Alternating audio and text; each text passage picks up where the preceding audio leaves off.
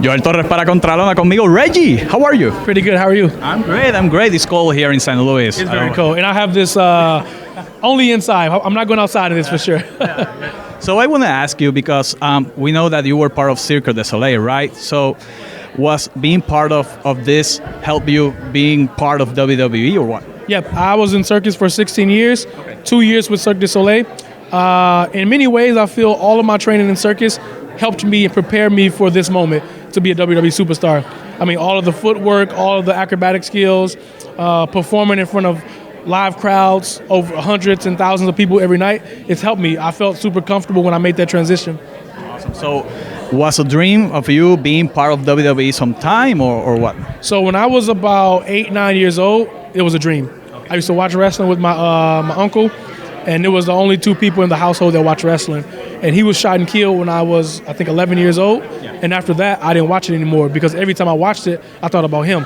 And so I gave up on that dream because I thought, like, okay, if my uncle's not here to watch it with me, I don't know where I can go and try to find a wrestling school. How do I get into the wrestling industry?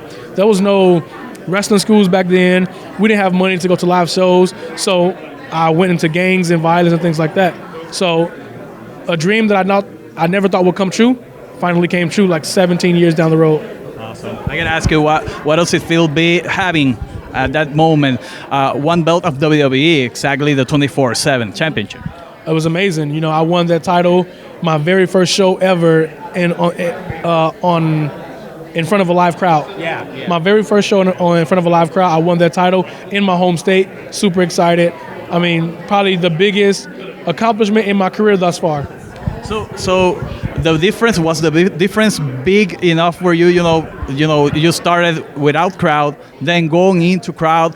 How does it feel at that moment, that transition?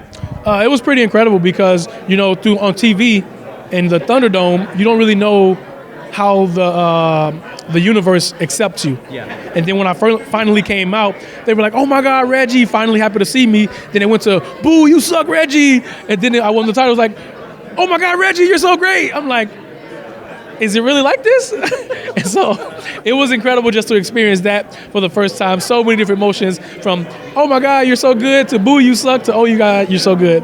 It was fun. Awesome. I want to ask you about the skits, being part of backstage, WWE backstage, How about that? How does come up with you guys? I mean, it's been fun. They just use my skill set. Yeah. I'm a flippy guy. And so every time we go backstage, I'm like, okay, there's a trailer, there's some boxes, there's a truck, and there's my trampoline. Let's just bing, bing, bong, bong, bong, and it's just I can go from there.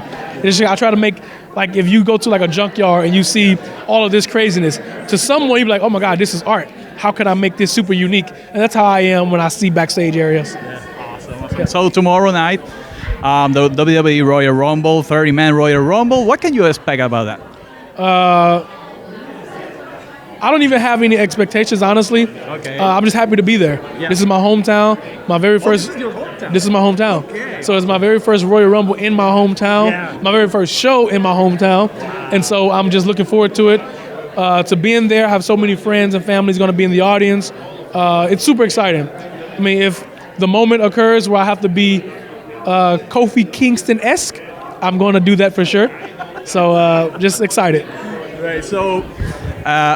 I'm sorry, no. When you win the Royal Rumble, okay, it works with everyone. Okay, so when you win the Royal Rumble tomorrow night, who do you want to face, the Universal Champion, the WWE Champion?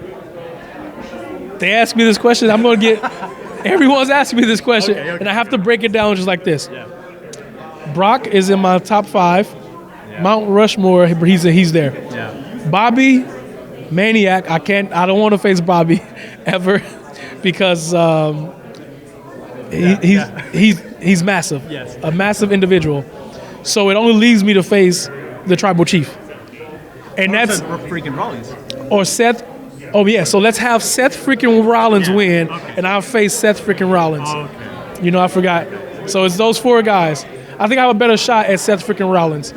I mean, we don't even have to have a fight. We can just have a drip off. Yeah. So that's good. But I gotta say, with your agility, I think it's gonna be very difficult for them. Most definitely. If they catch me, then it could be over. Yeah. But they can't hurt what they can't catch, and I'm very slippery. If I have the 2K rating, I'd probably give myself a decent rating, but the speed and agility would be 99.9. Reggie, to end this interview, want to send a message to all the fans in Puerto Rico and around the world that are watching you right now? Thank you guys so much.